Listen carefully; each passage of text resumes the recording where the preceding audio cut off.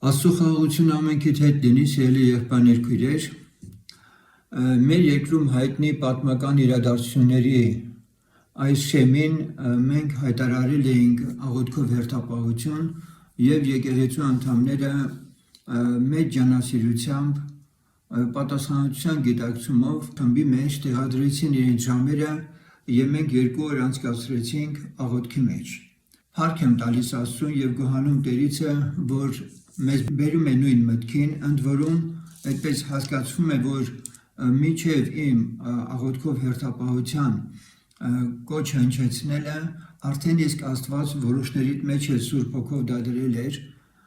որպեսզի մենք իսկապես միաբան աղոթքի մեջ լինենք։ Դրանից հետո մասնավորապես երեկվա հաղորդումներից հետո ուղիղ եթերում եղան արձագանքներ որոշ հավատացյալների կողմից եւ եթե շարունակել եք ցանկանում աղոթքով հերթապահելու եւ ունեք ձեր հստակ ժամերը, կարող եք ձեր պարտաճանաչ այդ ժամերին նորից շարունակել աղոթել մեր երկրի համար եւ նաեւ եկեղեցու համար։ Բայց նաեւ երբ որ մենք նայում ենք մեր այսօրվա ժամանակների մեջ ավետարանչությանը, բազմիցս ես դրա մասին խոսել եմ, ասել եմ, որ հոգևոր դաշտը, ավետարանչության դաշտը մեր Հայաստանի մասշտաբով եթե մենք նայենք եւ մի սոցիոլոգիական հետազոտություն կատարենք, մարդկանց ուղղվածությունը, մարդկանց հակումները, հասարակական, քաղաքական կողմնորոշումները մեզ հուշում են այն մասին, որ շատ քիչ, այդպես ասած, սեգմենտ է մնացել, շատ նեղ սեգմենտ է մնացել ավետարանչության համար, այս կամ այն կերպով շատերը արդեն առնչված են թե այս կամ այն հասարակական կազմակերպությունների մեջ, կուսակցությունների մեջ, նշեմ, որ մոտ 3500-ից ավել հասարակական կազմակերպություն կա, դա նշանակում է, որ այնտեղ ներգրավված մարդիկ որոշակի գաղափարներ ունեն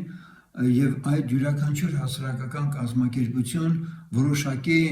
թվականակով, այդպես ասած, անդամներ ունի։ Եթե մենք դրան գումարում ենք նաև կուսակցությունների այսքան խայտաբղետությունը եւ մասնավորապես ընտրությունների արդյունքները հենց դրա մասին են խոսում, բերեք այսպես նայենք, եթե ընտրազանգվածի մի հսկայածավալ հատված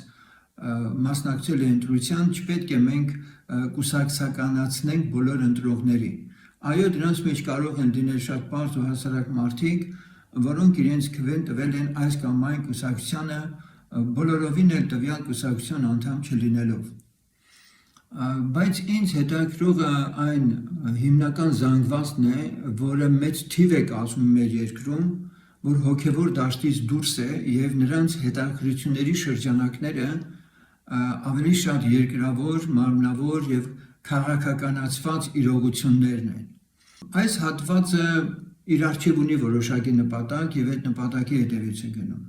Ինչ վերաբերում է քրիստոնեական հարանվանություններին, պիտի ասեմ, այստեղ էլ միանշանակ չի կարելի ասել, որ ամեն ինչ հանդարտ է ընթանում։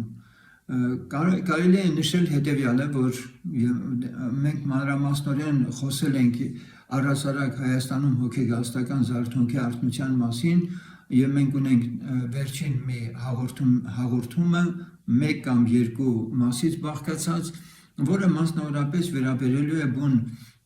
60-ական թվականներից հետո ընկած ժամանակաշրջանում, թե ինչպես եկեղեցին արթնանալուց հետո ինչպեսի ընթացքի մեջ է մինչև այսօր։ Եթե մի կարճ բնութագրում անենք, համատարած նկատելի է այդ լճացման process-ը, որ հարանվանությունները թեպետ որոշների թվականակն էլ այնտեղ շատանում է, մեծանում է, բայց որակապես խոստումնալից մենք ոչինչ առայժմ չենք կարող տեսնել։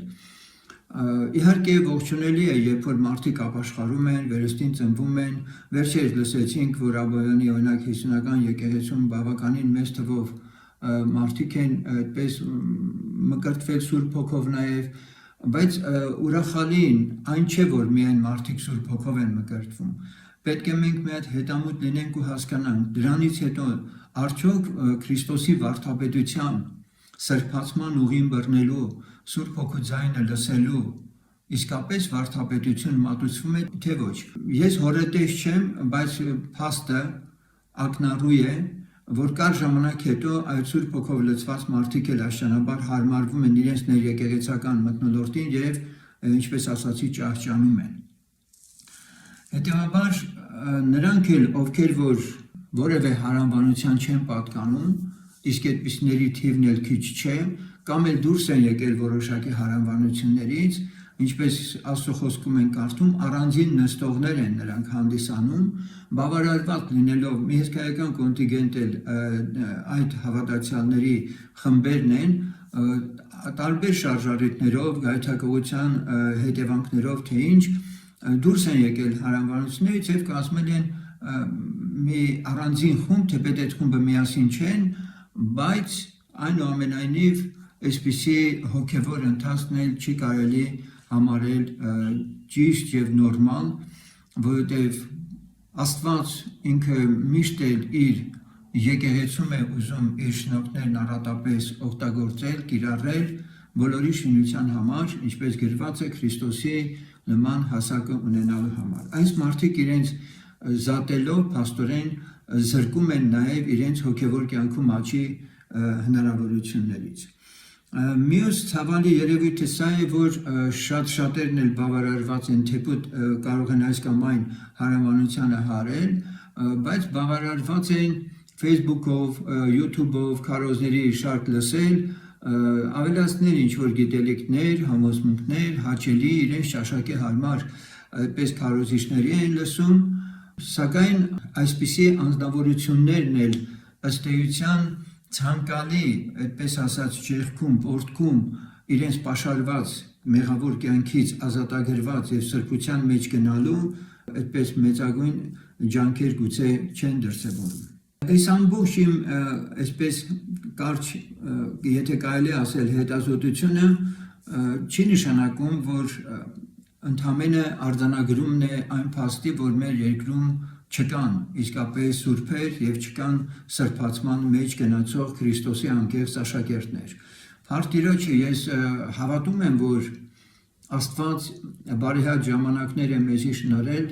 եւ մենք այսօր ապրում ենք մի ժամանակաշրջանում, որ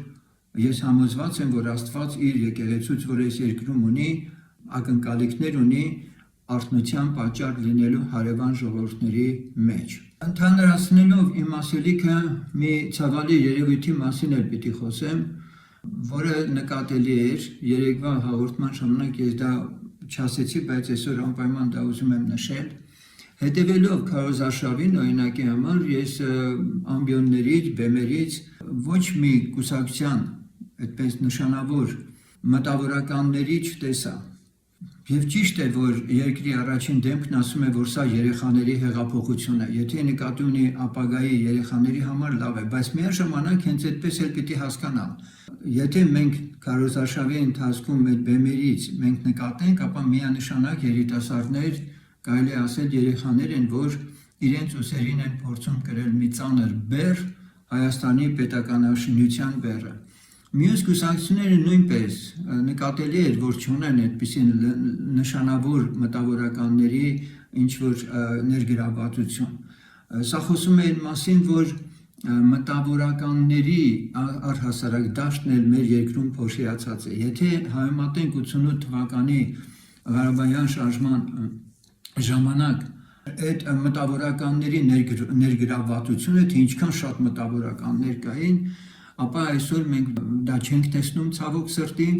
եւ պատկերը խնդրեմ այն է ինչ որ այսօր մենք ունենք։ Այլ կերպ ասած պետականաշինության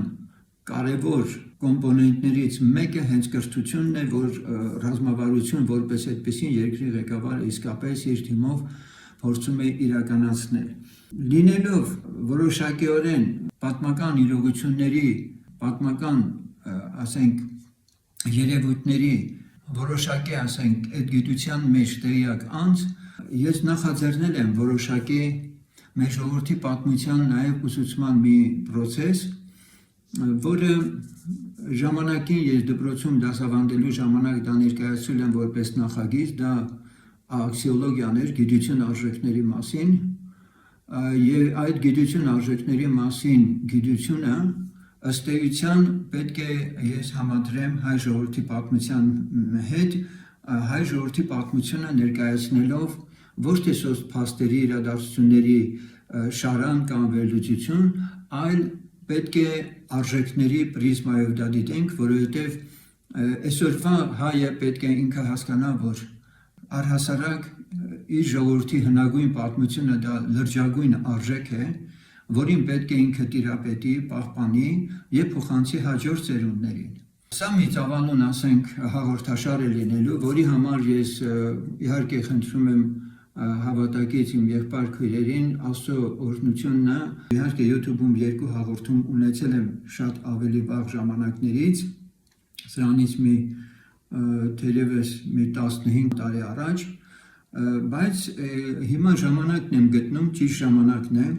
որպեսզի իսկապես մենք անցնենք այս արժեքավոր